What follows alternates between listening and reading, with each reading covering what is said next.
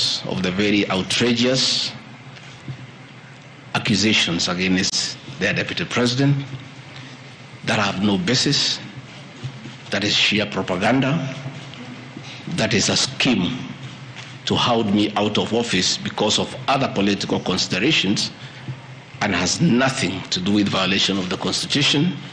It has nothing to do with gross misconduct, and it has absolutely nothing to do with committing international or national crimes. The people of Kenya are therefore entitled by right to hear from their deputy president what is his response to those outrageous allegations. Again, an attempt to do a public participation in a very short exercise that was done. My response was not part of what was presented to the people of Kenya.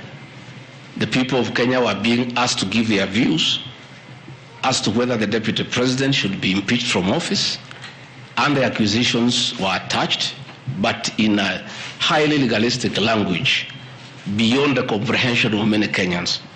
But the response of the deputy president was not there to enable them make an informed decision by listening to the charges against him and listening to his response. Because the rules of natural justice demand that no man should be condemned unheard. My lawyers will be vigorously challenging that public participation as a nullity, and that does not meet the threshold of public participation as expounded by the Supreme Court of Kenya during the celebrated case of Governor Peter Wabora. The motion alleges that 2 years since assuming office, Rigathi Gachagua has acquired property and wealth whose estimated value is 5.2 billion, despite his known income by way of employment is 24 million. This is extremely outrageous. Honorable Mutuse goes ahead to give properties that he alleges are owned by one Rigathi Gachagua. I trust he was just given a document to sign. Had he taken some bit of time to do some research, he would not embarrass himself and the National Assembly. James Derito Gachagua was the governor of Nyeri and died in London on the 24th of February 2017, and yours truly, Rigathi Gachagua, was by his bedside. Prior to his death, 3 or 4 weeks before, in privacy, he wrote his will and appointed Rigathi Gachagua as an executor of that will, jointly with Mwai Madenge, his close-time buddy, who is a quantity surveyor, and celebrated lawyer Njoroge Regeru. The 3 of us were tasked to manage his estate. In the will, you'll be given a copy. He did put his properties and assets and cash and anything that he owned in his world.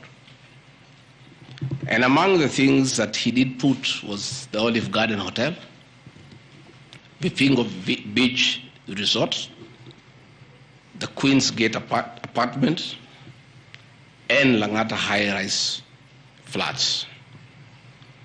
It is these 4 properties that the Honorable Mutuse alleges in the National Assembly that Rigathi Gachagua has acquired them after becoming deputy president in 2022, when Derito Gachagua died in 2017. It is the most embarrassing allegation a member of parliament can table before the National Assembly. Those properties were constructed and were in operation when the late Gachagua was alive. I take this opportunity to ask for forgiveness to my late brother, James Gachagua, that today, as your younger brother defends himself, he'll defile your privacy by distributing your will that you wrote in privacy. That your properties that you worked so hard for many years to benefit your wives and children are now a subject of discussion and are alleged to be proceeds of corruption. How unfair, how cruel can you be to a dead man? A man who worked so hard, a man who gave his life for his family, to buy plots, to construct property, and leave them in his death for his children and his brothers and sisters. And then you go to the floor of the House and allege that those properties are production of corruption. My dear brother, rest in peace and forgive me for having joined politics. Because were it not for politics, you would not suffer this shame. Your children are crestfallen as you see their properties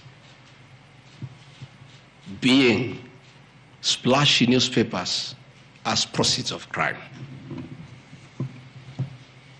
The Olive Garden Hotel that is alleged to have been bought by Rigathi Gachagua belongs to the estate of the late James Gachagua. And in his will, he directed that we sell all his properties and divide the proceeds among his brothers, sisters, wives, and children. We, as the executors of his estate, and I want to pay tribute to lawyer Joroge Regero and Mwai Madenge for their commitment and sacrifice to the Gachagua family. Many executors who have been given properties to run by deceased people end up misusing them and depriving the beneficiaries. These two great men and myself, because my brother knew I'm an honest man and a fair person, and he knew his family would never suffer in my hands. We were able to sell Olive Garden Hotel at 412 million and distributed the proceeds to the beneficiaries as directed in his will. We registered his will in the High Court of Kenya and were given the probate. And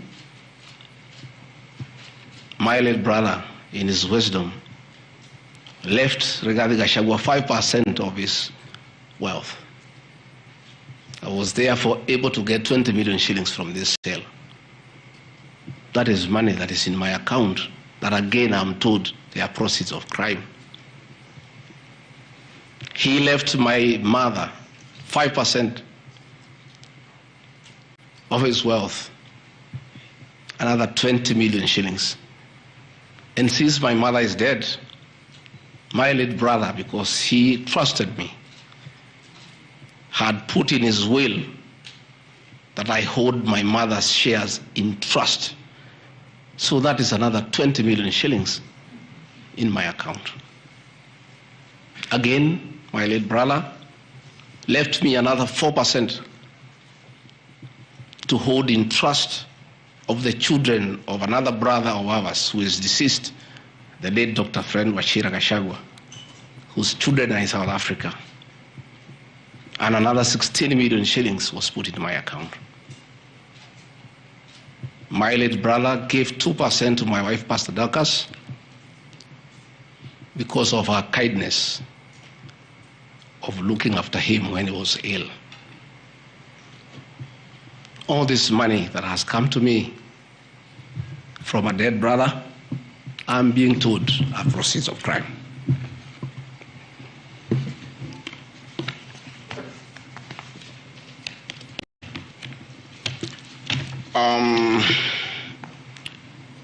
Queen's Gate Service Apartments, another property belonging to the late Gachagua, is another property that I'm told I've bought as when I'm deputy president. That is why I have 5.2 billion worth of money. And this property, again, we sold the Cooperative Bank of Kenya, the staff retirement benefits for nearly 600 million. And this money we utilized to pay his debts. And today, as the late Gachagua rests in heaven, he has no debt. Again, I want to thank my fellow executors, Njoroge Regeru and Mwai Matenge, for what you have done for my brother. Vipingo Beach Resort in Kilifi was Gachagua's holiday home, a beautiful palatial resort on 3.5 acres on the beach. I remember with nostalgia that he used to host us there every Christmas to enjoy ourselves. This property still belongs to the estate of the deceased because ourselves have a family. We want to retain it for sentimental value so that when we visit there, we remember him and his kindness.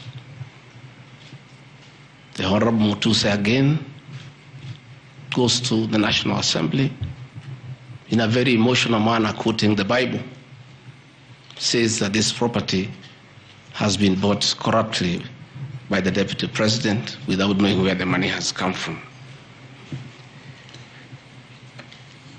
I have seen some land, Rogoro Kiamariga, 1223 in Mathera East constituency. To start with, Rogoro Kiamariga is not in Mathera East constituency. It is in Mathera West constituency. In haste to dispose of the Deputy President because of political deceit and conmanship and betrayal, they could not even get it right where the land is situated. They were in such a haste to get rid of the Deputy President. The land is Rogoro / Kiamariga, 1223 in Mathera West constituency. It's a 2-acre piece of land. It's alleged it has a helipad. It's a lie. The land is 2 kilometers from my rural home. And I have planted napier grass for my dairy unit. I bought it at 3.5 million shillings. Again, proceeds from my dairy farm. I have a dairy farm with almost 150 cows. And I do make an income of almost 1.5 million shillings every month. I can surely afford to buy 2 acres of land. And I take this opportunity to thank my brothers from the Kalenjin community for that dairy farm. Anytime I've gone to the Rift Valley, in appreciation of the support I give President William Ruto, the Kalenjin community always gives me a cow or 2. And within 2 years, I have the largest dairy farm in Mathera constituency, courtesy of the Kalenjin people. I want to thank them for their kindness. I have seen an accusation that I've bought 40 acres of land in Kakuret, Kabraine in Kieni Nyeri constituency as Deputy President of the Republic of Kenya. I saw the Honorable Njoroge Wainaina, the MP for Kieni, signed the notice of motion to impeach me on the allegations, this one being no malice. Njoroge Wainaina, the Honorable MP for Kieni, would have advised the Honorable Mutuse that he sold me this land in the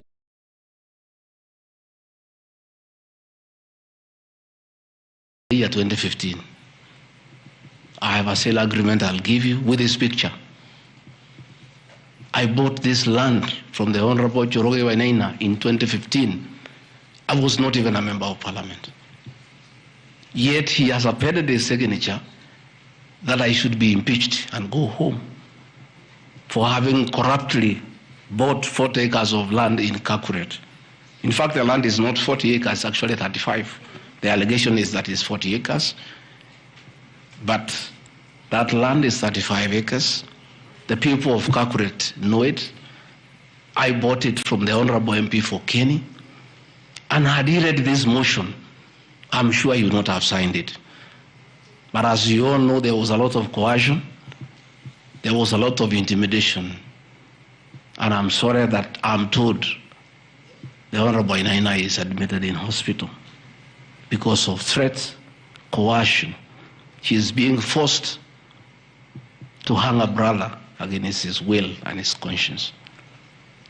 These are the lies that Mutuse brought to the National Assembly, and asking the people of Kenya to get rid of the Deputy President of the Republic of Kenya based on lies. I have seen another ridiculous allegation that the Honorable Rigathi Gachagua, Deputy President of the Republic of Kenya, has since becoming Deputy President, acquired 80 acres of land in Meru. That is false. What is true is that the Deputy President is a member of Solution Circle Limited in Meru. And for those who do not know, the Deputy President is half Meru, half Kikuyu. His mother, the late mother, Kirigo Gachagua, was born in Meru in a place called Katheri, and thereafter settled in Kiberesha. Deputy President Rigathi Gachagua sometimes is a lonely man. His father is dead, his mother is dead. His brother, Derito Gachagua, the governor, died of pancreatic cancer. His brother, Dr. Fred Wachira Gachagua, died because of alcohol. His other brother, Jackson Riani, died because of alcohol. His sisters are married. So when he goes home, many times he's lonely. And he decided to look for some land in Meru where he can go and build a house and be among his relatives, his mother's relatives. And in the process, I identified that 29-acre land and borrowed money from Solution Circle, which I'm paying every month. We'll give you documents to show you that this is 29 acres, not 8 acres, that I have bought from a loan that I have taken as a member of Solution Circle in Meru, the land of my mother, and which I call home. I have seen an allegation that I have a dairy farm in Nyandarua. I don't have a single animal in Nyandarua. I have some little land in a place called Shamata, but I'm yet to do anything about it. I think I just mentioned it to one of the member of parliament for that area called Gachagua that I would like to start a dairy farm. And I think in those rumors in parliament, the Honorable Mutuse went ahead to say that I own a dairy farm in Nyandarua. I own no such farm today, but God willing, because of the good climate in Daragwa, in Shamata, one day, God willing, I'll have a huge dairy farm. I have seen companies listed just to create an impression that Rigathi Gachagua is doing business. I want the people of Kenya to know that Rigathi Gachagua was a businessman before he became a politician. And he had a life, and that life is part of his history. So getting companies that were associated with him 15 years ago, 13 years ago, 10 years ago, and publishing them, it's just being mischievous. My life did not start as deputy president. I left university in 1989 and served the public for 15 years, up to the year 2002. I left for the private sector for another 15 years. In those 15 years, I was a very astute businessman. And luckily for me, maybe of you are not that lucky, it was during the Kibaki era when things were working. The economy was strong, business environment was right, and there was room to make money. And I made money that time. Those are old companies, and they are not trading. And when I became deputy president, a few companies that own properties, I transferred to my children, and I told them to continue doing business and not to do business with government because I don't want conflict of interest.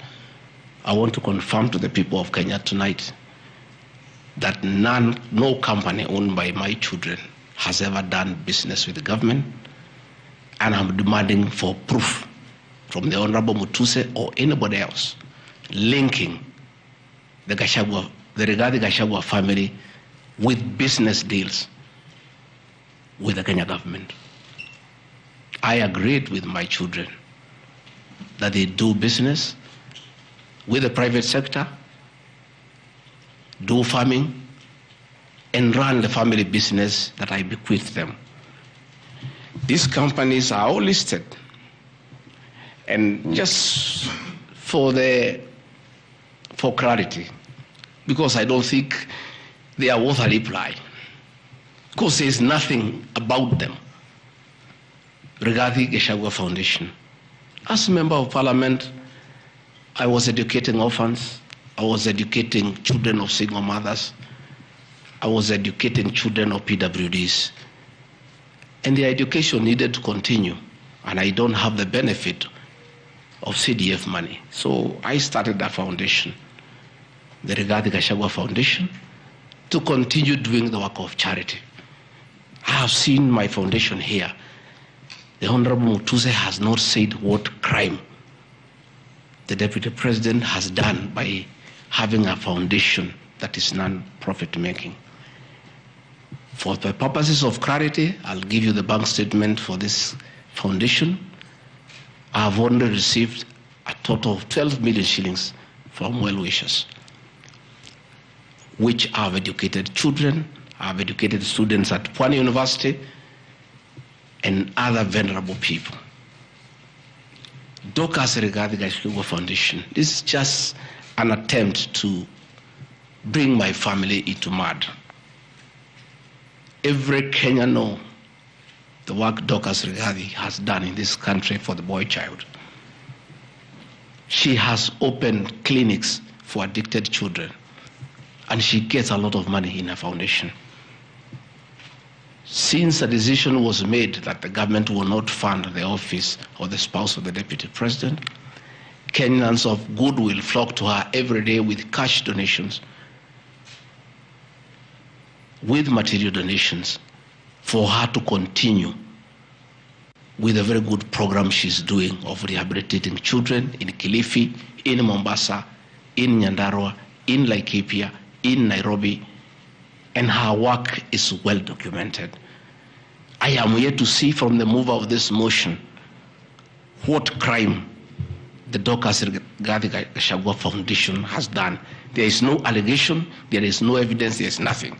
Against Rigathi Gachagua Foundation, there is nothing.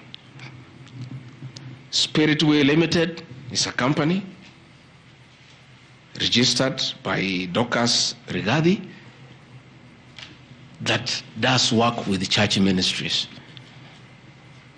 This ministry has not traded, does not even have a bank account. It's some strong women of God who have come together to create a company around their issues to preach the gospel. The mover of this motion has not indicated at all what crime this company has committed, other than dragging the name of my wife into mud in the National Assembly. Recovery Creed International Limited, as the name suggests, is a company founded by my wife in 2015, long before I became a deputy president. Again, on evangelism and activities to do with the Church of Christ. I have not seen a single allegation against this company. Mothers of the Lord Limited. Again, this is a company incorporated by my wife, Pastor Dorcas, in 2021 with our friends. It has never traded. It does not even have a bank account. The Anani Collective. This is a business name registered by my son, Dr. Keith Rigathi, in 2021 before I came into office. And I've asked him, and he has told me the ideas he had, they have not yet come to fruition. So the company is dormant. I am yet to see a single allegation against this company by this young man. Gradpass Apartments Limited is a company that the executors of the late Gachagua put together to manage Langata View Apartments. The late Gachagua left 80 apartments for his children in Langata and asked us to sell and distribute the proceeds to the wives, the children, and the brothers in a formula that he gave. In a family meeting that I chaired, we agreed as a family that we should not sell the flats. We should share them so that everybody can be getting a rental income. In that formula, because of the shares he gave to me, I have 10 flats. His daughter has 10, his wife has 5, another one has 2, another has 1. So we did put this company together called Grand Bypass Apartments Limited. This is a company that will be managing those flats on behalf of the beneficiaries of the estate of the late Gachagua. Again, this company has been put here by the Honorable Mutuse as a company that is involved in corruption. A company set to manage flats belonging to a dead good man who had foresight to think about the future of his children. And in his death, he is being haunted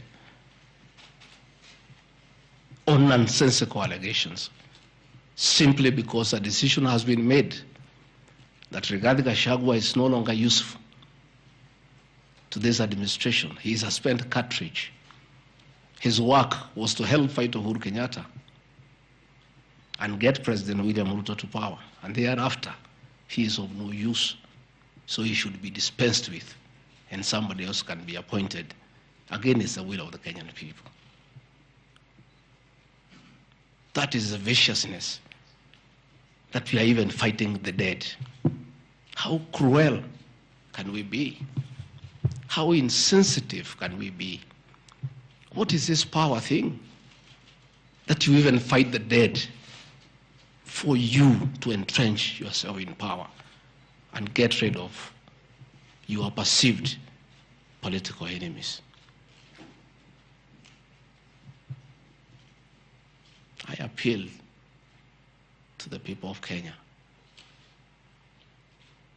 to have respect for the dead, if nothing else. People may have money, they may have power, they may have everything, but they must remember that it is very respectful to respect the dead. Please stop haunting my late brother. Don't put him on trial. He committed no crime by working hard and leaving an inheritance for his children and entrusting his brother, Rigathi Gachagua, to look after that property.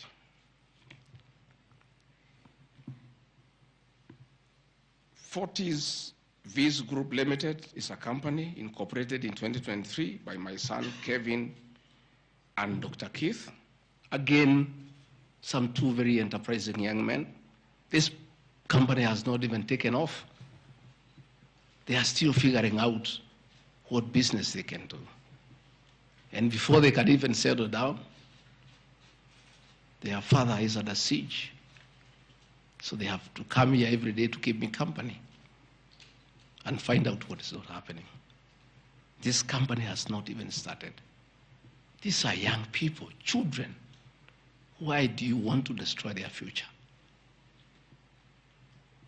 By putting their names in the press with negativity because you want to destroy their father. These are innocent boys who have decided to invest in their own country. Why do you want to destroy them? You can destroy Rigathi Gachagua, fair enough, he has lived for 59 years. But these boys, hardly 30 years. Why do you want to destroy them? Pioneer Medical Company Group, I founded this company in the year 2008. It has not done business for the last 10 years. Why are you bringing it to Parliament?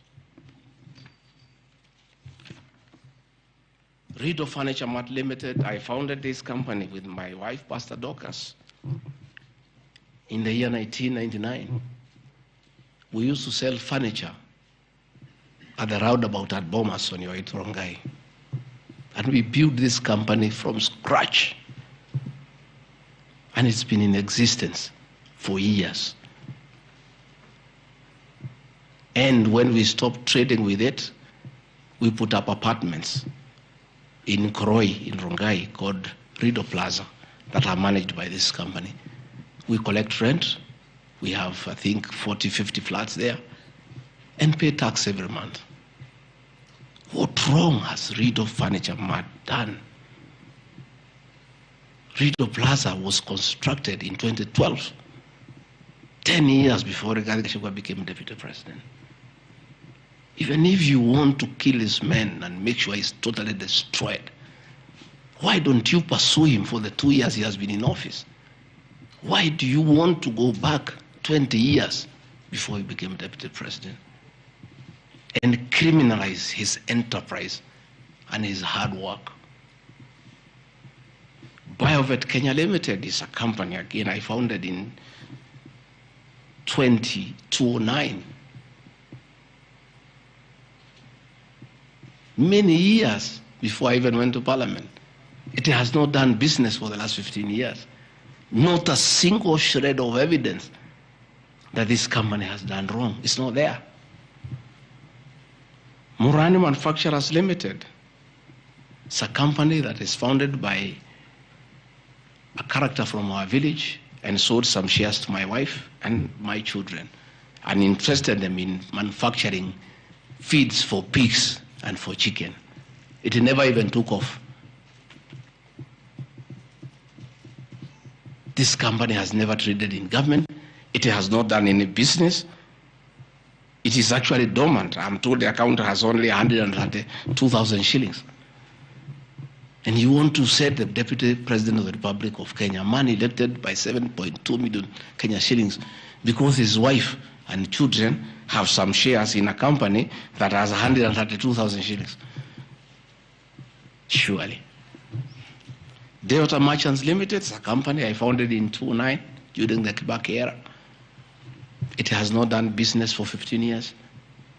We demand that you say what this company has done. Wamanyoro Investments Limited is a company named after my village in Wamanyoro, which I founded in the year 2001 as a construction company. This company owns a lot of property that I bought in those years when the economy of this country was on sound footing. Since I became deputy president, we ceased all activities of this company. It has not done a single transaction with anybody. The company is dormant, but it owns property.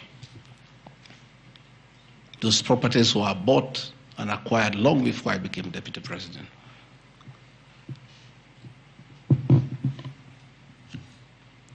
Cosmea Venture Limited is a company that was incorporated in 2018 before I became deputy president by my sons. They do what you call bulk SMS. I used to give them work when I was member of parliament to send messages to my constituents. I think they were charging me 30 cents per SMS. Some young, enterprising young people. Company 2018, it doesn't do business with government. It is not accused of any wrongdoing by anybody, anywhere. It's just putting the name there. Royal Crimson Ventures Limited, again incorporated in 2018 by my children to do their little business. No allegation of any wrongdoing has been annexed to the motion. RUTO Properties Limited, again, this is a company that me and the co-executors put together for the purposes of managing the Vipingo Hotel. No details of any accusation, any wrongdoing, nothing. Crystal Kenya Limited, this company I founded in 2009. And when I became deputy president, I gave out my shares to my children. And myself and my wife, we got out and asked them to continue doing business. My two children, like their father, are very enterprising.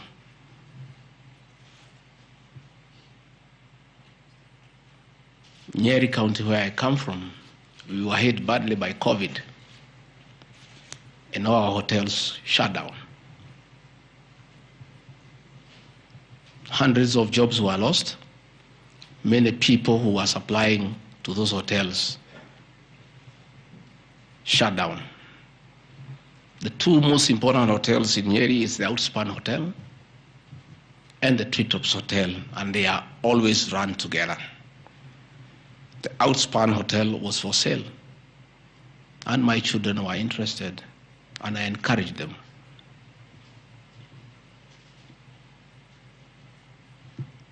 Treetops Hotel cannot be sold. It belongs to KWS. It's a government hotel. You can only lease. And the person who owned Outspan Hotel had also leased the Treetops Hotel. So my son acquired Outspan Hotel and got an assignment of the lease. So they don't own Treetops Hotel. It's on a lease from KWS to Aberdare Safari, then an easement to Crystal Kenya that is run by my children. I shouldn't be here talking about Crystal Kenya Limited and my children because they are not part of this proceeding. But they have no other forum to defend themselves, so I have to defend them. They are grown-ups. They should defend themselves, but they don't have the forum. They went to a bank and borrowed 600 million. The documents are there. And bought a hotel and bought the lease. And I publicly announced that my family has acquired the two hotels because there was nothing to hide. I saw no need to advise my children, like other people do, to buy the properties through proxy because this was straight business. They went and borrowed 600 million from the bank. And they were given 1 year moratorium, which is not over, to do the renovations and all that and open the facility. But I want to thank my son, Dr. Keith Rigathi. He worked very hard. That I think last month or so, I was at the Treetops with the British High Commissioner to open the Treetops. The Treetops is so important to the people of Nyeri and the Aberdare ecosystem. It is in the Treetops Hotel that Princess Elizabeth slept as a princess and woke up as a queen. And when that facility was shut down, it was very devastating to the people of Nyeri and the Abadia ecosystem. So when the people of Nyeri heard that the son of the deputy president is interested in leasing that facility from KWS and reopen it, there was joy and ululation in the Abadias. Since this hotel opened, 45 Kenyans are back to work. The mama mboga we talked about during our campaign are supplying vegetables to that hotel. The local butchers are supplying meat to that hotel. The traditional Moboko dancers come every weekend to entertain the tourists and get some payment. The tourism circuit of the Abadea is back because of these two young men who are now being demonized as crooks, as criminals, who should not invest in their own motherland because they are the sons of the deputy president. The deputy president of the Republic of Kenya spends a lot of time in one of his functions that he has been given by the president to coordinate development partners and look for investors. Why should the deputy president go to look for foreign investors when his own children can invest at home? Children of many other people I know hide their money in Dubai and Cayman Islands. They don't want to invest here. What crime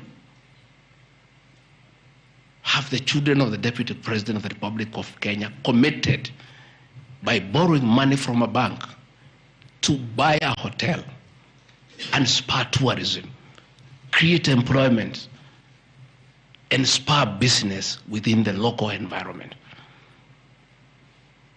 These boys are so demoralized, asking me, Dad, why didn't you advise us that it's a crime to be your children, that we have no life of our own, that we shouldn't invest in our own country, and if we dare to invest, we should do it at our proxy so that we conceal our identity?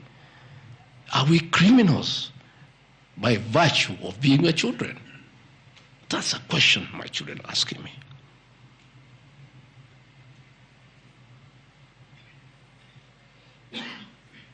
What crime can children of Kenya commit to borrow money from a bank and start an enterprise and employ people and spur tourism?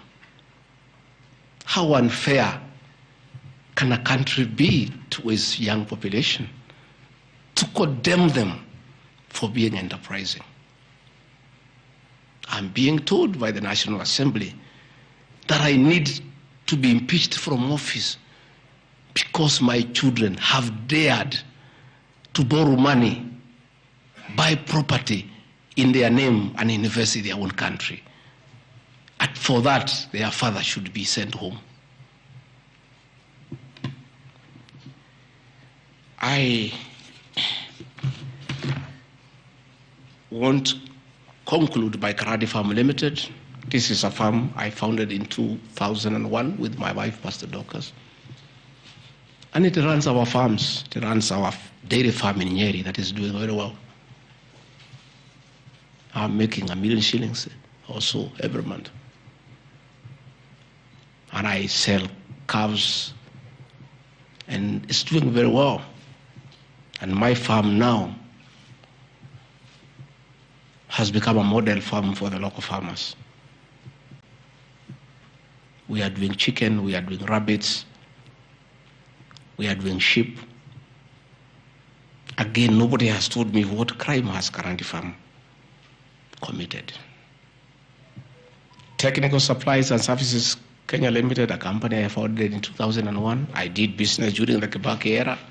When things got very bad, I stopped doing business with it. It has not done business for the last 8 years. And of course, in the 2 years I've been deputy president. I want proof. Tomorrow, the National Assembly to table proof what these companies have done. They will be very embarrassed before the people of Kenya This will be the most shameful act ever in the history of our National Assembly, where you go table a motion that is so sensational based on trash and not a single accusation backed by evidence. I have seen an allegation that exerting influence on officials of the Ministry of Lands to issue an allotment letter to Manyora Investments Limited and using the fraudulently acquired documents to support a court case. Again, Manyora Investments Limited was never allotted any land. This parcel of land, 209/12077, Manyora acquired at 24 million shillings in the year 2012. The documents are there, we'll give them to you. Purchase from a third party. Somebody went to the National Land Commission and lodged a case and claimed the property belonged to him, a former senior outside the Ministry of Lands. And the National Land Commission made a determination, the records are there, that the land belongs to Manyora Investments Limited. Again, he went to the High Court in the year 2022. I was not Deputy President. I made my witness statement before I became Deputy President. I supplied all documents before I became Deputy President. I did not file any evidence as Deputy President. And the matter was concluded, and the High Court issued a judgment. We'll give you the judgment that the land belongs to Manyora Investments Limited. I am told that they have appealed the judgment. I invite the Honorable Mutuse to apply to be co-joined in the appeal, and then he can argue his case. This is a matter that has been adjudicated by the High Court of Kenya and made a determination. And you want to bring it to the National Assembly. The matter is alive with the Court of Appeal. It is sub judice to even discuss it in Parliament because a determination has been made. Irregular procurement of mosquito nets at a cost of 3.7 billion. I saw a huge headline from the Star newspaper, planted headline. This is the most ridiculous headline I've ever seen. And this is the most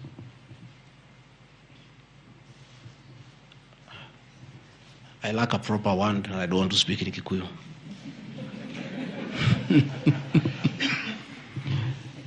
I think somebody needs to give me some water. What I'm looking for.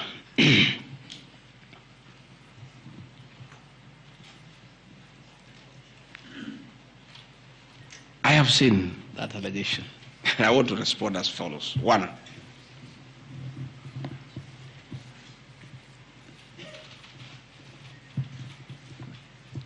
there is Andrew Mulwa, he has sworn an affidavit with the false allegations.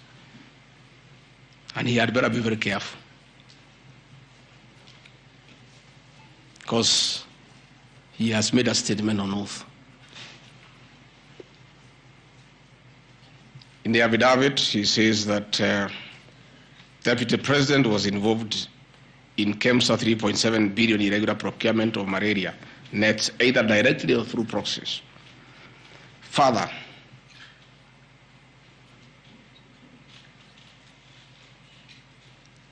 Shobika Impex Limited is an international company, the fourth largest manufacturer of mosquito nets in the world. It has done many tenders with KEMSA, with the Global Fund, countries in Africa, in Asia.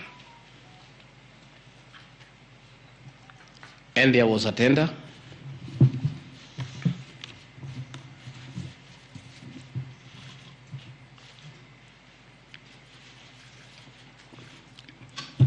There was a tender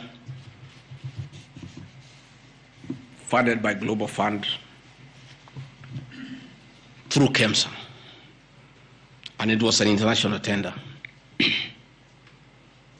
for manufacturers. The company owned by my son Christo Kenya Limited are not manufacturers, and they did not participate in any way in the tender, in any way. What happened is that in the year 2014, 8 years before I became deputy president, Shobika Impex Limited appointed Crystal Kenya as their local agent, whose work is to do their errands and follow their supplies at the ports of entry. Crystal Kenya did not participate in this tender. It was done by Shobika. KEMSA wrote to Shobika and said, your tender was not successful because you had a problem with pagination of your security documents. Pagination. Those of you who have done tenders, you number the pages. And if they are not right, you can be disqualified. And therefore, they were told, can you come and collect your bid board, your regional bid board? That's what happens. If you participate in a tender and you don't win, you are asked to collect your bid board. And they kept on coming to collect the bid board. It was not available for almost 3 months. And they asked the local agent, that is Crystal Kenya Limited, can you follow up on our behalf? We participated in this tender, we did not win. We have a letter asking us to collect the bid board.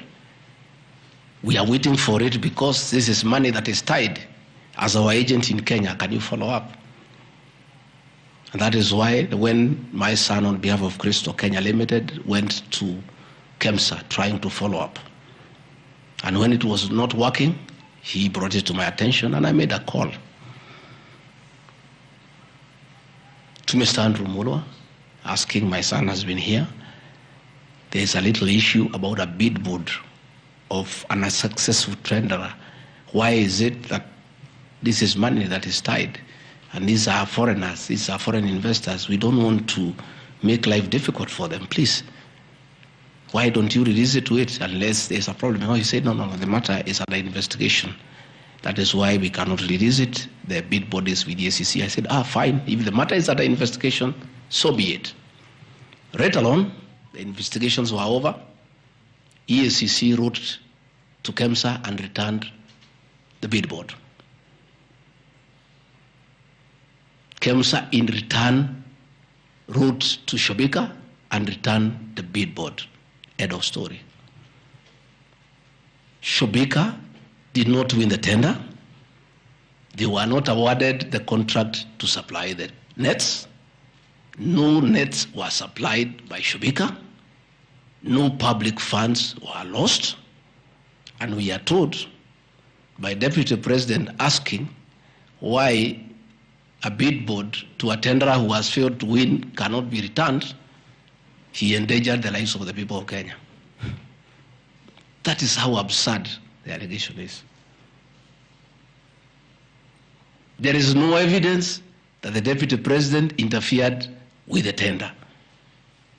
The only crime is that urging so that we don't frustrate foreign investors.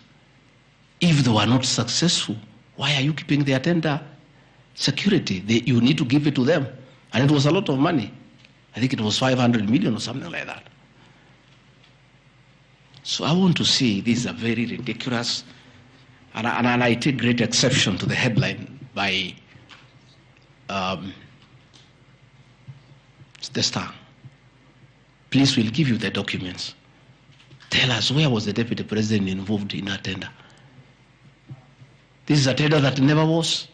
And for the record, to show that this tender had no problem, after the investigations, during the investigations, the CEO, Terry Ramathani, was suspended to allow investigations as it should be. And Mulwa became the CEO. Mulwa was not there during the tendering. He came after the tender had been annulled. And he was dealing with the aftermath of the annulment of the tender, that is returning the bid boards, sending document to ACC.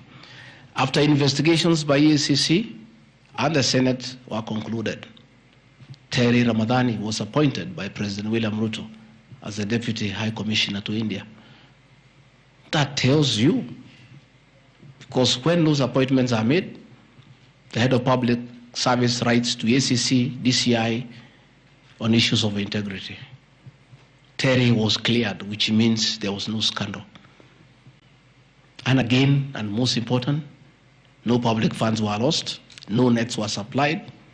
Therefore, this is another fishing expedition to just justify the 5.2 billion. I think that is why they were putting the 3.7 billion to make the maths to add up. You know, when you want to talk big figures, you must look for 3.7, 600 and all that. Even all these things I've read here, if you take your phones, we are nowhere even, we have not reached 2 billion. Because Olive Garden, 400 million. Queen's Gate Apartment, 600 million. Outspan and Treetop, 600. So these are just figures that were being put to the people of Kenya so that they can see us into bad light. Unnecessary and expensive renovation at the official residence in Karen and Mombasa. How? He has never been here. You guys were here before. When President William RUTO was deputy president, he was denied funds for 5 years. This place was in very high state of disrepair. It took me 7 months to move in. The roofs were leaking, the toilets were blocked, the septic tanks was broken down, the borehole was broken, there was nothing. Parliament, in its own wisdom, allocated funds for the renovation of this residence. As deputy president, I have nothing to do with public expenditure. In fact, at that time, the accounting officer, between 2022 and 2023 financial year, was the State House Controller. Procurement was done, tender was awarded, and the renovations were done. And you can see the place looks good. There was need to dignify the office of the Deputy President because he has a function of coordinating development partners. Ambassadors and high commissioners and all sorts of international visitors are always here. So to dignify the office of the Deputy President, the residents needed to be in the right standard, and that is not my decision, and I have nothing to do with it. As for the contractor who was awarded the job, I don't know him, and I don't need to know him. I have no business. Where he transferred his money, I would not know. I have no access to his account. Whether he is related to me, the answer is no. I don't know him.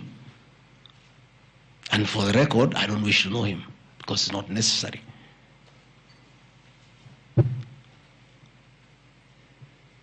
Government expenditure is audited every year by the Auditor General. Since this office was under the executive office of the Deputy President for that financial year, the Auditor General did her inspection and gave us a clean bill of health. The renovations that were done were not highlighted with having any audit query. If the Honorable Mutuse had taken his time to look at the Auditor General's report, he would not have brought this baseless accusation. And even if there was an accusation, it should be directed to the accounting officer, who is the State House Controller, not me. I don't deal with procurement, I don't deal with financial management, I don't deal with anything to do with public finances. But since the matter has been raised, I have to answer to it. I have looked at the Auditor General's report, clean. I have looked at the contract, it's signed by the Controller of State House. As to the work, that I can attest, they did a very good job. And this residence has been dignified. The same with the residence in Mombasa. You know, the residence in Mombasa is where President William Ruto and his wife, Mama Rachel, were chased away, and the house allocated to the regional commissioner. And on assuming office, I took up the residence. It was in state of disrepair. Again, it was renovated. It's a good place. And I normally go there when I go to Mombasa. And it makes a lot of sense because before the renovation of that residence, anytime I went to Mombasa, I normally have a huge delegation of security, poor hospitality, and all that goes with the office, not really me. The bills were very expensive. It makes a lot of sense to have an official residence for the deputy president in Mombasa so that when he is there, you cut down on public expenditure.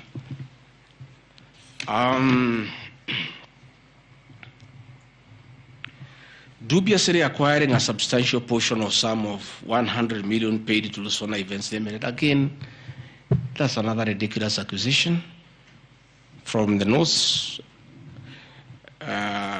This is people who give services here for events. We have many meetings. You have come here for IBEC. There are tents put up here to the required standard. We have meetings here for development partners. This is a very busy residence. Most of you have been here. Again, I don't get involved in procurement. That is the work of the accounting officer and his team in public finance management. As to the person who does that work, I don't know he or she, and I have no business knowing who does the work. Are not in my purview. Again, ridiculous accusations that that money came to me. One would have to demonstrate how it came to me. Was it brought to me through my account, through cash? Who was there? What is there? Through my account, through cash? Who was there? What is the evidence? Again, it is just trying to throw mud at me. And I want to say that that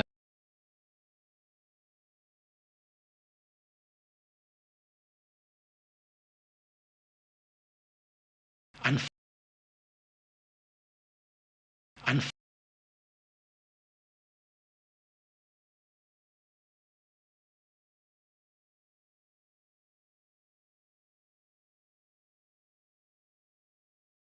this,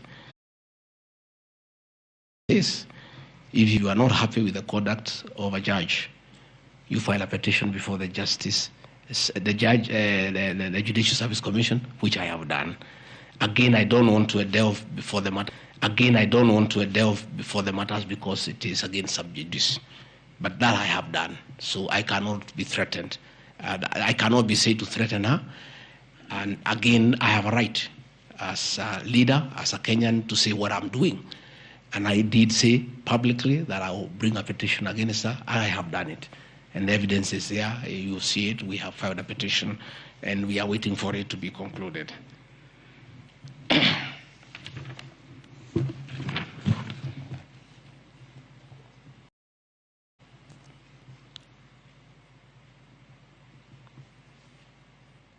Again, I want to emphasize that my statements were protected speech consequent to a decision by the landed judge in a matter involving my personal assets, which I disagree with and found to be wholly unfair. The matter having been concluded at that stage, my criticism of the decision was not sub judice, nor in any other manner prohibited by law. While I respond to the ruling of the landed judge, I was in absolute disagreement with it. Contrary to the assertions, the special motion, I did not forcibly threaten to bring action against the landed judge. I took legal action available to every citizen of Kenya under Article 168(2) of the Constitution, which allows any person to petition the Judicial Service Commission for the removal of any judge, and filed a legal complaint before the Judicial Service Commission in March 2024. The complaint being live before the JSC, discussion of the conduct of the landed judge in the said matter here would be sub judice. Diverting materials meant for construction of Kilifi Mali to tarmac a private load to Vipingo Beach Resort. Again, I said Vipingo Beach Resort belongs to the estate of the late Governor Gachagua. The facts are as follows.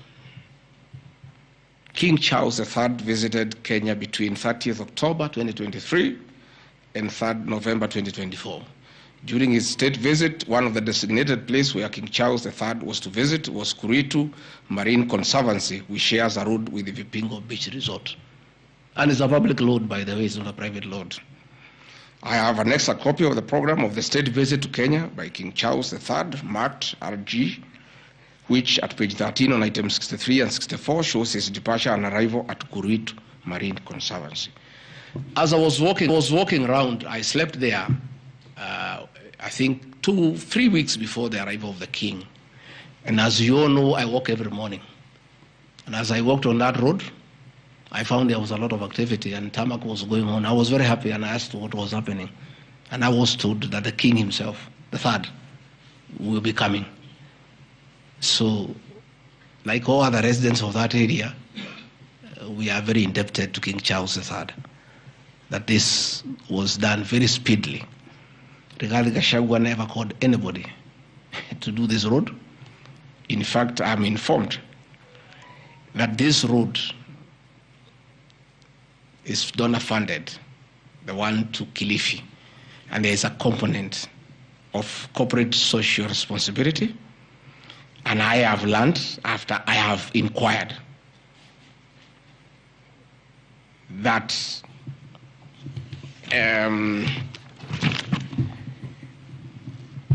these people of that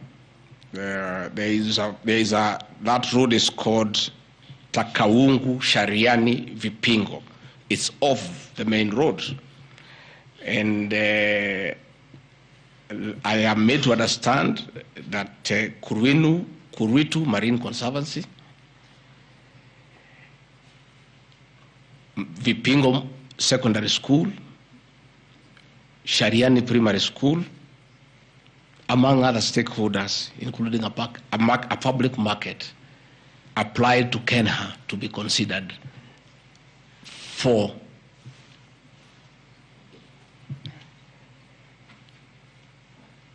corporate social responsibility. And I think the issue of the king hastened that request. And that's why I said we are grateful to the king. Again, I invite evidence to show that I influenced that road. In any case, I would like to know the member of parliament for that area, how he will vote in this motion. He should be a very happy man. If Deputy President Rigathi Gachagua occasioned a tarmac road to be done in his constituency, he should vote for me. But I didn't. And when I went there, that Shariani market, people are very happy with that road, because I walk there in the morning when I sleep there. People are very happy with that road. The secondary school there, the boys and girls are very happy. The primary schools are there. And again, contrary to the assertion by the Honorable Mutuse, it's not a private road, it's a public road. And it is serving many people, a primary school, a secondary school, a market, and a whole community, including the family of the estate of the late Governor Gachagua. We are just beneficiaries of good deeds by our government that were hastened by the arrival of His Majesty the King III. Undermining the President and the Cabinet by allegedly making contradictory public statements from the position taken by Cabinet regarding the evacuation of the people residing along Nairobi River. To start with, for the record, President William RUTO has never complained to me that I have undermined him. If he has told that to Honorable Mutuse, I would like to know that he has complained to Honorable Mutuse that his deputy has undermined him. Article 147 of the Constitution provides the Deputy President shall be the principal assistant to the President and shall deputize for the President in the execution of the President's functions. Article 28, which states that every person has inherent dignity and the right to have that dignity respected and protected. Article 29C, which states that every person has the right to freedom and security of the person, which includes the right not to be subjected to any form of violence from either public or private sources. Section 152G1 of the Land Act, which states that notwithstanding any provisions to the contrary in this act or in any other written law, all eviction shall be carried out in strict accordance with the following procedures. A, be preceded by proper identification of those taking part in the eviction or demolitions. B, be preceded by the presentation of the formal authorizations for the action. C, where groups of people are involved, government officials or their representatives to be present during an eviction. D, to be carried out in a manner which respects the dignity, right to life and security of those affected. Include special measures to ensure effective protection to groups and people who are vulnerable, such as women, children and elderly and persons with disabilities. F, include special measures to ensure that there is no arbitrary deprivation of property or possessions as a result of the eviction. G, include mechanisms to protect property and possessions left behind involuntarily from destruction. H, respect the principles of necessity and proportionality during the use of force and give the affected person the first priority to demolish and salvage their property. Critically, our Constitution provides at Section 147(2) that first, the Deputy President shall perform the functions conferred by these constitutions and any other functions of the President as the President may assign. Pursuant to Article 3 of the Constitution, I, as well as every citizen of Kenya and state of public officers, have the obligation to respect, uphold, and defend the Constitution in performing any of my functions. The national values and principles of governance contained in Article 10 of the Constitution bind all state organs, public officers, and all persons, including myself as the Deputy President, wherever we make or implement public policy decisions. In relation to this matter, these national values and principles include the rule of law, democracy, and participation of the people, human dignity, equity, social justice, inclusiveness, equality, human rights, non-discrimination, and protection of the marginalized. Adherence to these principles became extremely important when we, as state officers, are contemplating legal evacuation of citizens with a duty to avoid inhuman forced evictions that would be contrary to our Constitution and international law. While campaigning with the President, and subsequently when I was sworn in as Deputy President, you can remember, I promised as a key pillar to the Kenya Kwanza government that there will be no forced and unlawful evictions and that all evictions shall be human and entail legal compensation. You remember my inauguration speech.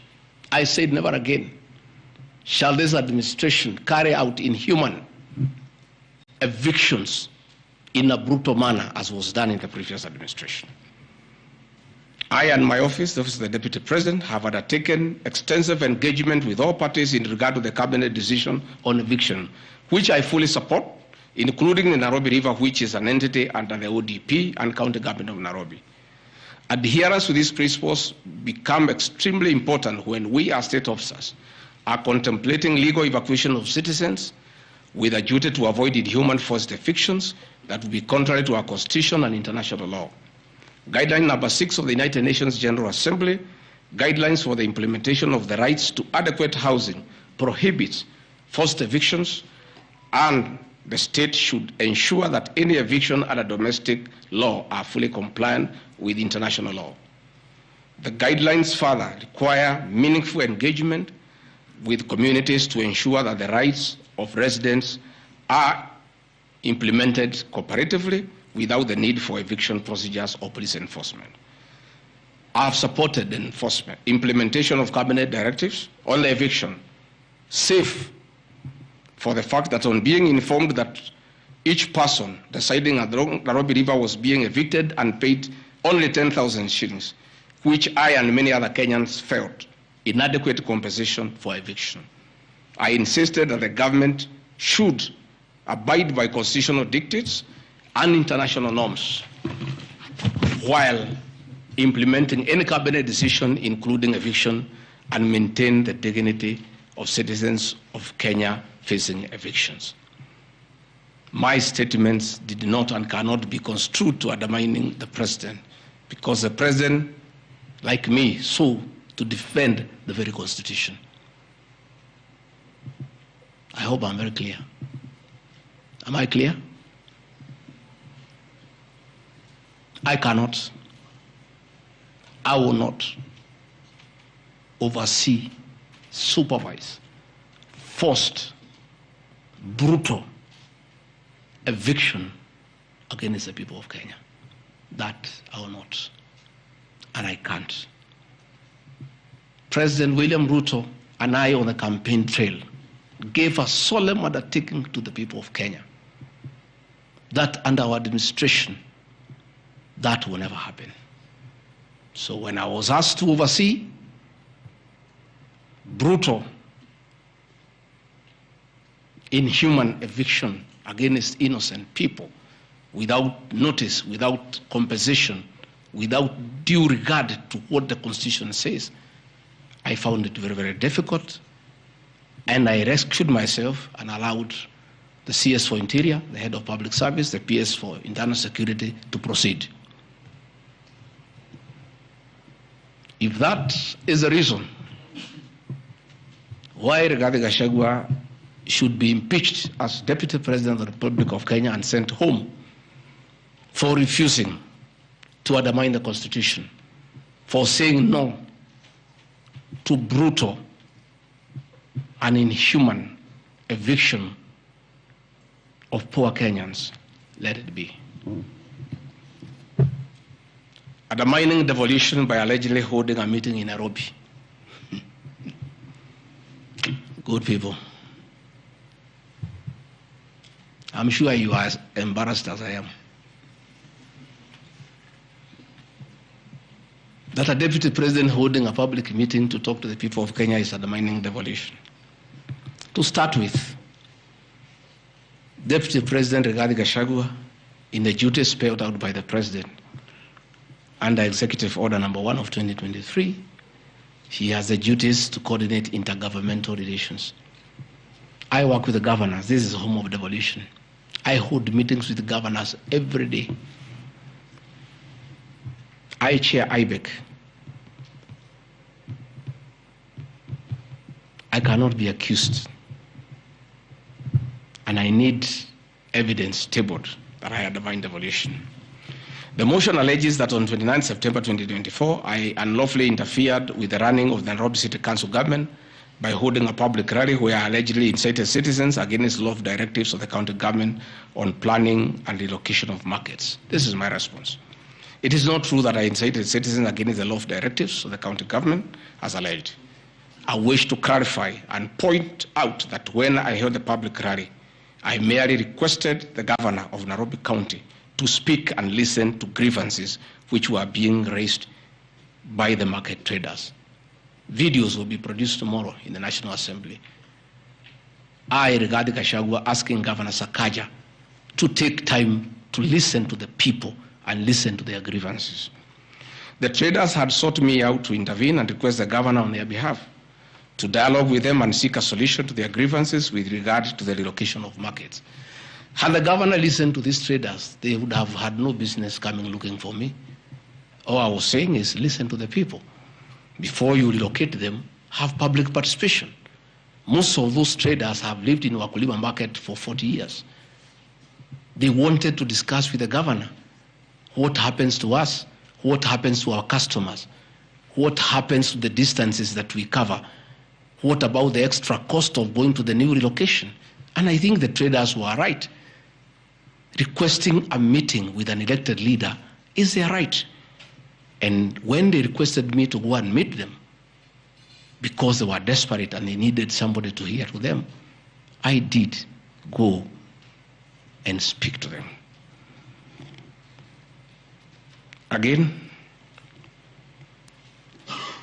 this motion alleges that on 20 September 2024, I unlawfully interfered with the running of the Nairobi City Council by inciting citizens against law directives of the county government. The leadership of Nairobi business traders approached me sometime in March 2024 at my official residence to discuss multiple issues affecting business and requested engagement in the resolution and intervention on these issues adverse to business.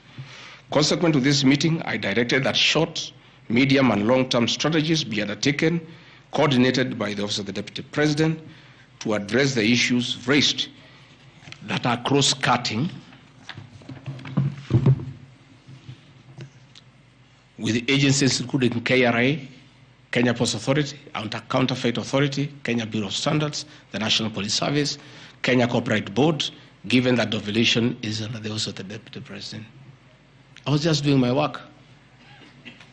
On 11th April 2024, the Small Traders and Government Agencies Technical Committee, coordinated by my office, held a meeting to discuss issues raised by the small traders, including Uhuru Market, attended by ODP staff in a supportive role in keeping with the draft framework of cooperation and engagement between government, Nairobi City County, and the Nairobi business traders.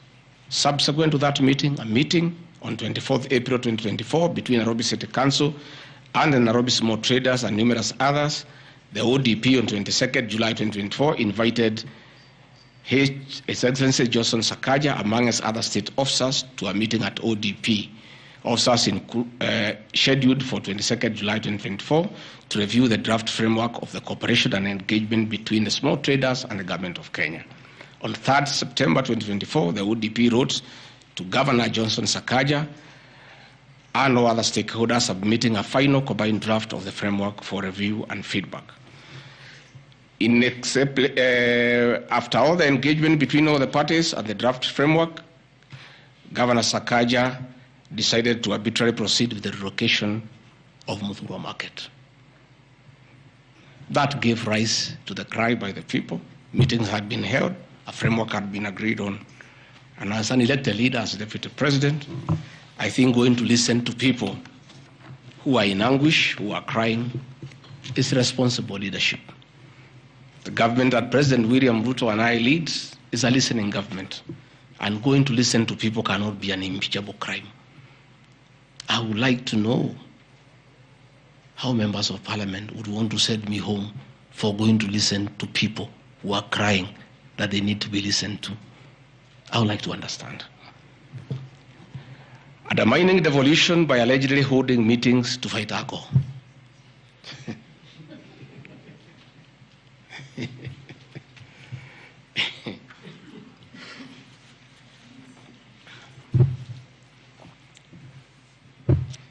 I think tomorrow will be the greatest circus. Or do I call it the theater of the absurd? That Deputy President Rigathi Gachagua, undertaking duties assigned to him by the President to fight illicit brews and drugs across the country, should be impeached because by doing so, he is interfering with the devolution. I held meetings in Nyeri, attended by Governor Kahiga, Governor Waiguru, Governor Irogo Kangata, Governor Wamatangi, Governor Kiari Badilisha. I held a meeting in Chuka, attended by governors of Embu, of Tharaka Nithi, of Meru. I attended a meeting in Mombasa, attended by governors of Kwale, a representative of the governor of Mombasa, the governor of Taita Taveta, a representative of the governor of Lamu, to discuss. I held a meeting in Nakuru, nearly with all governors present, and all of us jointly, under my chairmanship, the Ministry of Interior and Governors, we agreed on how to tackle the menace of illicit brews. And we have a good story to tell. Out of those efforts, our young men who are sleeping in trenches are back home. Women are very happy their husbands are back home and they are bringing food. In fact, some children have been born. Some have even been named Gigi because of the effort that I have put in fighting illicit brews. I think the people of Kenya would be shocked to hear tonight that one of the accusations against their deputy president and why he should go home is because he led the battle to fight illicit brews and drugs that has caused havoc among our young people. Please,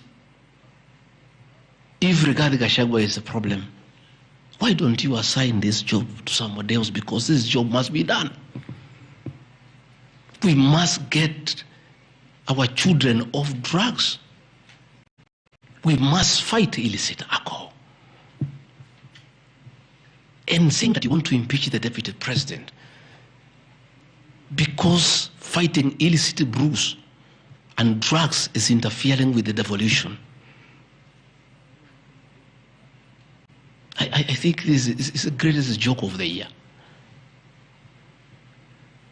Even the 291 MPs who signed this motion, most of them, because I know them, have looked for me personally to thank me for the way I have successfully led the war against drugs and illicit brews.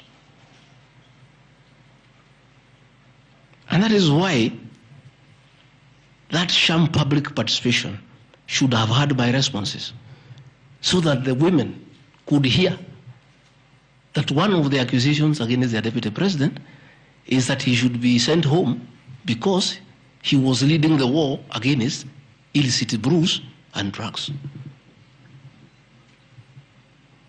I don't know. I think there is something wrong in this country. That somebody has sat down to draft a motion to impeach the deputy president of the Republic of Kenya. And one of the grounds is that he has interfered with the devolution by leading the war to fight illicit brews and drugs. This is a height of absurdity. And Parliament will be the theater of the absurd. I would like to hear what is the nexus between fighting illicit brew and interfering with the devolution. I would like to know. I've never had any governor complain. I've never had any MCA complain. I've never had any Kenyan complain. The only Kenyans who have complained are few. They are the manufacturers who are manufacturing poison under the guise of producing alcohol. Those are the only few ones.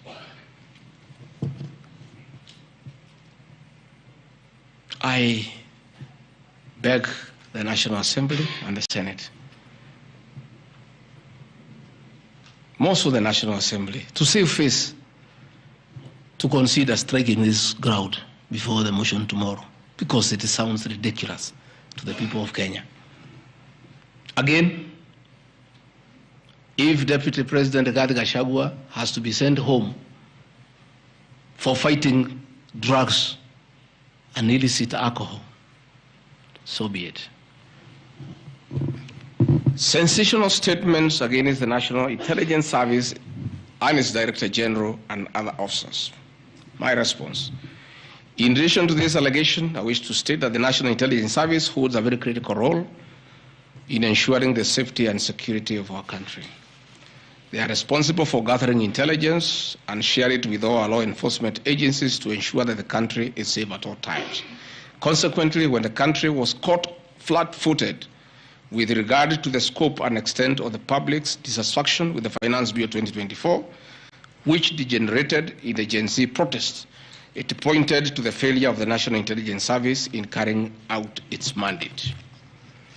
I am persuaded that the National Intelligence Service ought to have known beforehand that the public was completely opposed to the finance bill, and they ought to have briefed the president before the protests began, as this would have caused a change of tact by government regarding the proposed bill, and protest which culminated in the loss of innocent lives and destruction of property could have been avoided. Hence, I express my opinion, as this is in my public media briefing in Mombasa, and my utterances were not any different from what happens to other countries when there is lapse or failure by the intelligence agencies.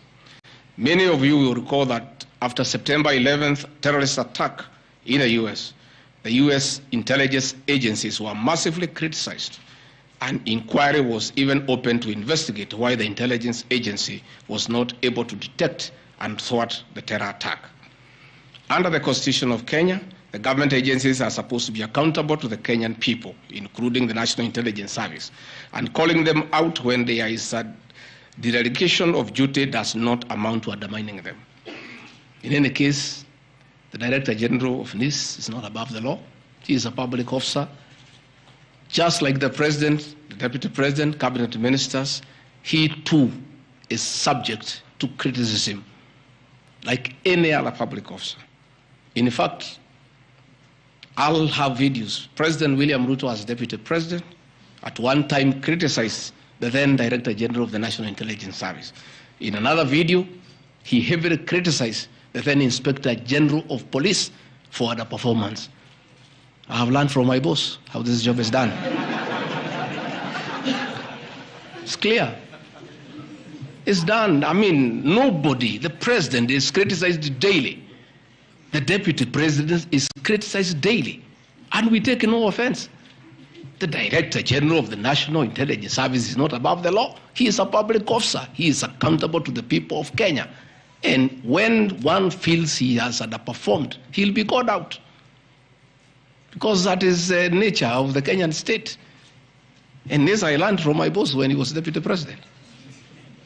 Again, there was an issue that the president and I committed ourselves publicly that never again in our administration shall ever we allow abductions and extrajudicial killings. Despite the police keeping on misleading the president to say that there are no abductions, you all know, you have evidence on video that they have happened. And that is what I commented, and I said it is wrong. And because I'm a truthful person, I'll say what is wrong when it happens. Despite the fact that I am compelled by the principle of collective responsibility to be part and parcel of every decision made by government, that I'll continue to do so, but only those decisions that are constitutional and within the rule of law. Abductions and judicial killings are unconstitutional. I will never support them.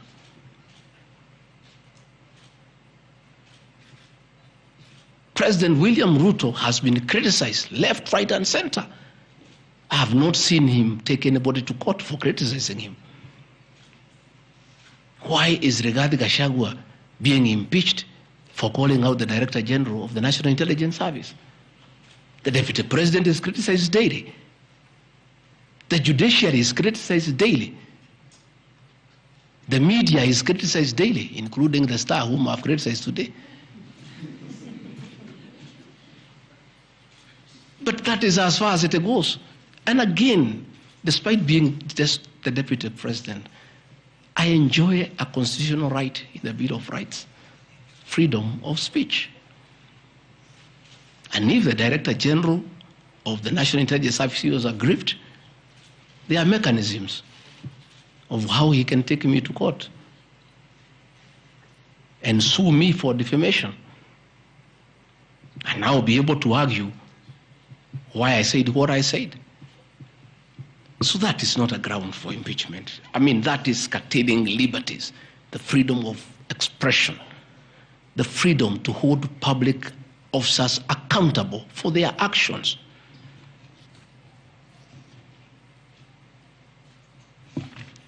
And I want to say finally,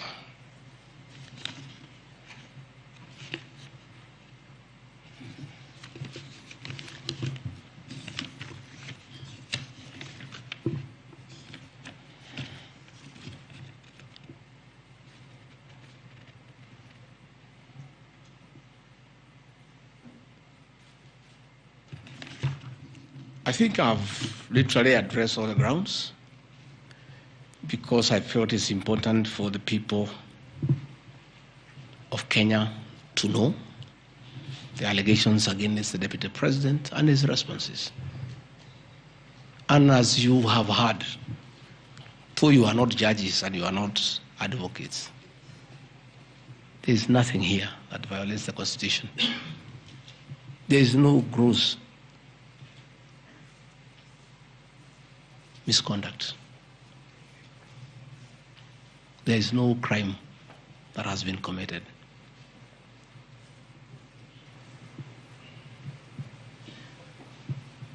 I'm innocent on all these charges. And I want to clarify, my apology yesterday to the president did not in any way imply that I'm guilty of these charges. I'm not. I'm not. My statement was that if there's something I've done to the president that I don't know, that probably has upset him, I ask for his forgiveness. But that was in no way an admission of this ridiculous allegations meant to overturn the will of the people. Finally, in conclusion, I want to say that overturning the will of the people is not a joke.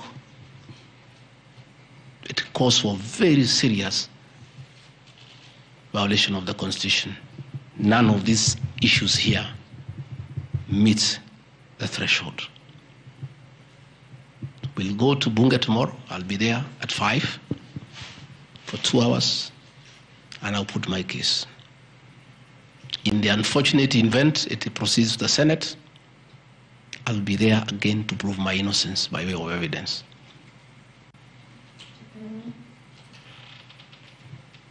When I called this press conference, there was a lot of speculation that Rigathi Gachagua wants to resign.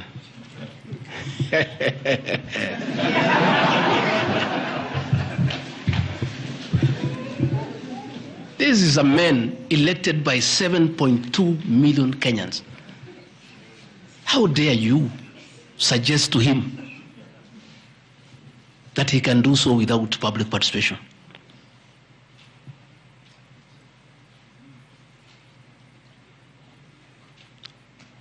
I have no intention whatsoever to resign from this job. I'll fight to the end. I have tremendous respect for our judiciary and the professional judges of the High Court, the Court of Appeal, and the Supreme Court. And in the professional manner they have handled serious issues affecting Kenya. The impeachment of a deputy president elected by 7.2 million Kenyans is not a small matter that can hastily be decided by a few members of parliament and senators and wish it away.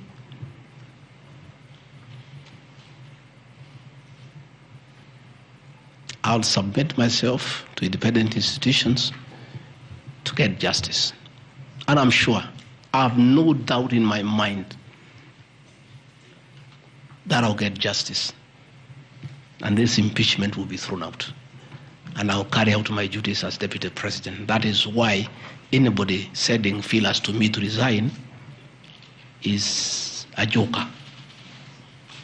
And I found a few people using my friends to come and sweet talk to me. Please, my friends, I don't want to become enemies with you. When you are given such silly messages, don't bring them to me. I have no intention. I cannot resign. I did not give myself this job. I was given by the people of Kenya. I've done nothing wrong against the people of Kenya whatsoever. I've worked hard. I've been very loyal to my boss, President William RUTO. I have worked hard every day.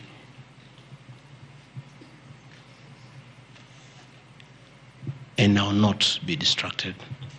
I think there's one issue I've forgotten, one ground. The issue of the shareholding, isn't it? Even you guys can remind me if there's one issue that I have not dealt with.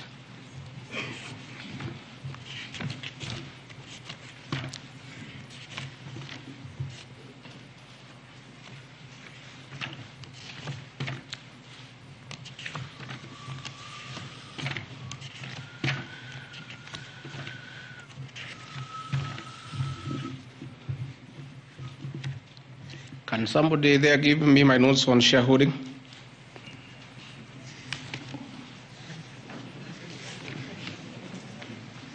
Yeah, I have them here. That's okay. Yeah, this is an important one. Yeah, there are several. I had not, there are a few silly ones. There's one that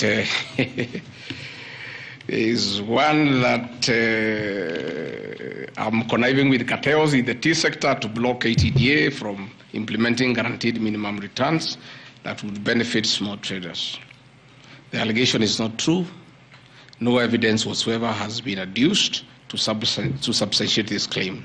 As far as I know, I've successfully completed my mandate, which was assigned to me by the president, which culminated into creating synergy between people who had taken KTDA to court and suspended the operation of the Tea Act. As a result, the Tea Act now is in operation. The president never mandated me to take over the affairs of the Ministry of Agriculture. He asked me to spearhead tea reforms. I did the tea conference in Kericho, brought all the stakeholders together, and as a result, I created a synergy among all the stakeholders, and we agreed that those people who had gone to court withdraw the cases, and now the Tea Act is operational, and that will see meaningful reforms. As to claims that I have stopped the selling of tea in Mombasa, there is no evidence to that effect, and I want to call upon the Honorable Mutuse to provide that evidence. Again, in matters coffee, I was given a job by the president to initiate coffee reforms, which I have done successfully. I held the coffee conference in Meru for 3 days in 2023. For the last 2 years, I have been working with stakeholders, including members of parliament and the Senate, which has culminated into 2 bills, the Coffee Bill 2023 and the Cooperative Bill 2023. These 2 bills, the Coffee Bill 2023, will see the reintroduction of the Coffee Board of Kenya that will market coffee for farmers without putting profit. We have also recommended the reintroduction of the Coffee Research Foundation or the Coffee Research Institute in Roiro to work on better varieties and drought-resistant crops. Through my efforts, again, I've completed my work.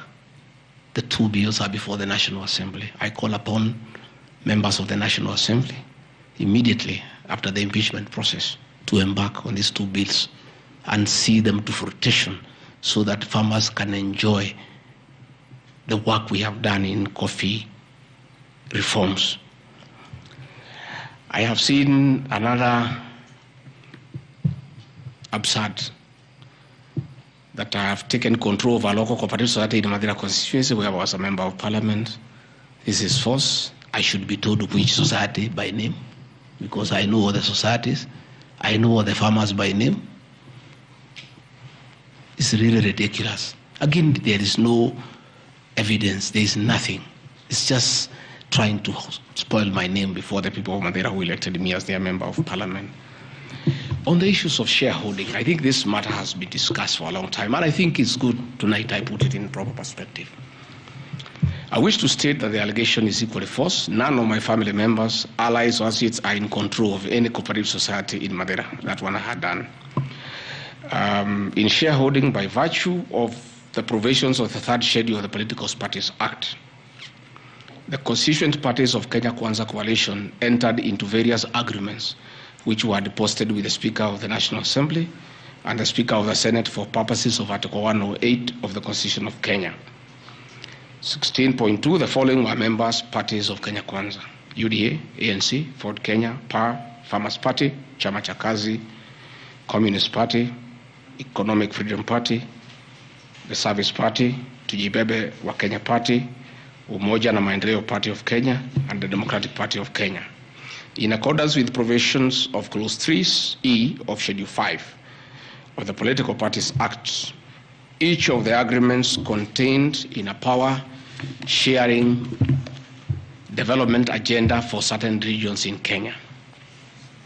I attach here copies of the said agreement. I'll give you the Kenya Kwanza agreement so that you know when I talk about shareholding, I'm not talking about Kenyans. I'm talking about this agreement that was signed by President William RUTO and almost everybody else on how power will be shared. I've never talked about sharing resources. I have been talking about power sharing for people to get what they deserve in sharing power in accordance with this agreement. Like, for example, in an agreement between UDA, ANC, and Ford Kenya, the UDA would nominate the president and the deputy presidential candidates, which has happened. I got my share, although I have no share certificate. The president would guarantee the stature, dignity, financial, and operational autonomy of those of the deputy president. It's in the agreement. Also, the deputy president will be allowed specific duties identified at Article 21 of the agreement.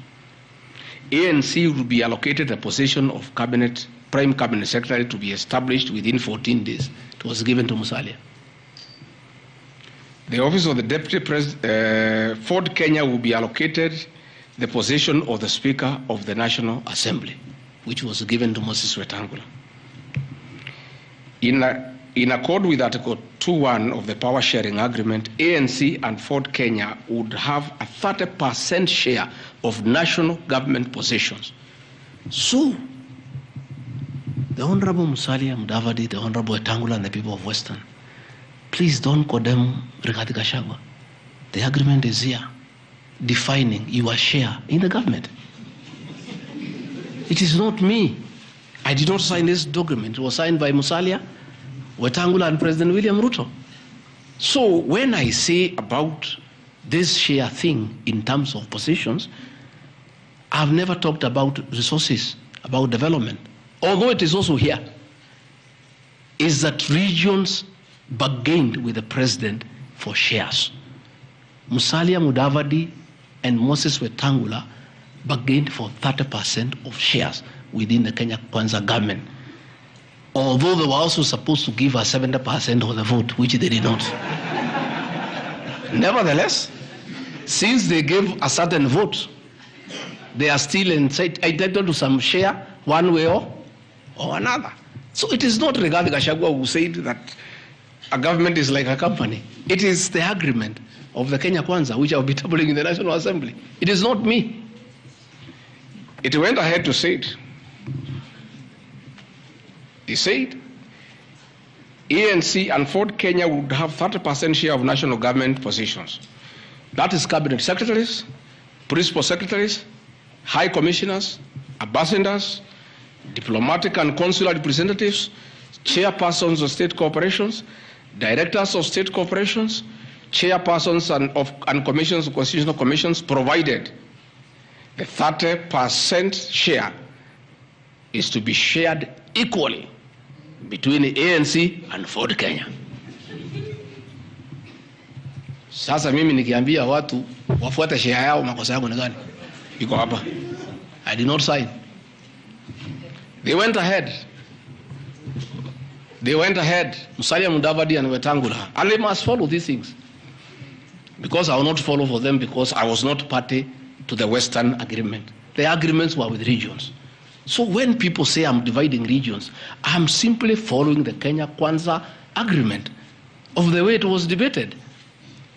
They went ahead and said, Article 22 of sharing agreement set out a list of priority projects which Kenya Kwanza would endeavor to fulfill in the ANC and Ford Kenya strongholds of Western Kenya between 2022 to 2027 on a priority basis. Musalia Mudavadi and Wetangula signed a package for Western Kenya. I've never had anybody call them tribalists, but they signed an agreement demanding for Western Kenya. They demanded, and it was agreed it will be done, completion of all incomplete or stored bitumen roads, construction of an extra 1,000 kilometers of bitumen in Western Kenya, revival and modernization of sugar factories in Western Kenya, establishment of new industries identified in Article 22 of the agreement.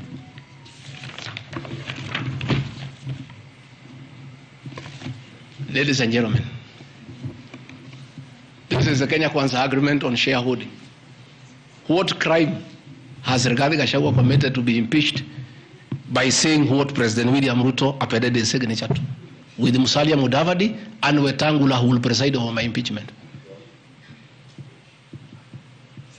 What crime has this man committed? The crime of this man is just being truthful, because people do not want these things to be known. That is the problem. People have a, as per this agreement. I did not sign this agreement. I will read the people who signed. But because I was present and I'm a truthful man, I fight for the people of Western Kenya. Power sharing agreement between Kenya Kwanza and PA of Amason Kingi. I want to give two examples. Yeah? In accord with Article 8 of the agreement, PA would be allocated the position of the Speaker of the Senate. He negotiated for himself.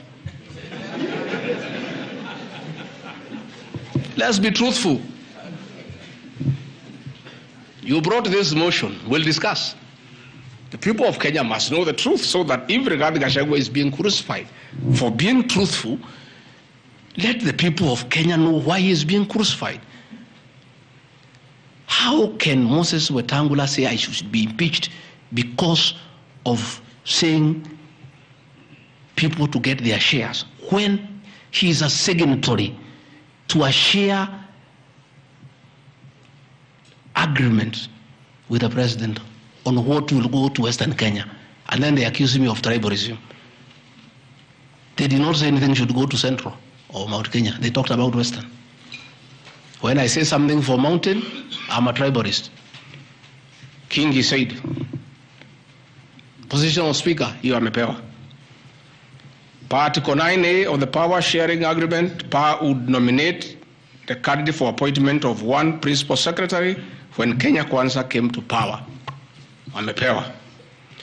For Article 9B, the Power Sharing Agreement, Kenya Kwanza and PA would agree on what share of national government positions, cabinet secretaries, principal secretaries, high commissioners, ambassadors, diplomatic and consular representatives, chairpersons, state corporations, etc., etc. Power sharing agreement, that is a word, so that nobody should ever again in this country ever accuse me of talking of shares. It is not me. It is my boss, President William RUTO, who appended his signature with other leaders that Kenya is like a company of shares. It is not me. And he signed the agreements. Sharing Kenya is here, it's being shared. True or false? True or false? They have shared the Speaker, they have shared the Senate, they have shared Deputy President, they have shared the President. That's what I've been saying. And then I'm being told that I'm dividing the country along ethnic lines. I did not append this signature. I'm just being truthful. That is my crime. People want these things to be hidden so that they pretend to be nationalistic and say Rigathi Gachagua is tribal. But the people who append these signatures are the ones who should explain why they were signing things for their regions only. Yet they say they are national leaders.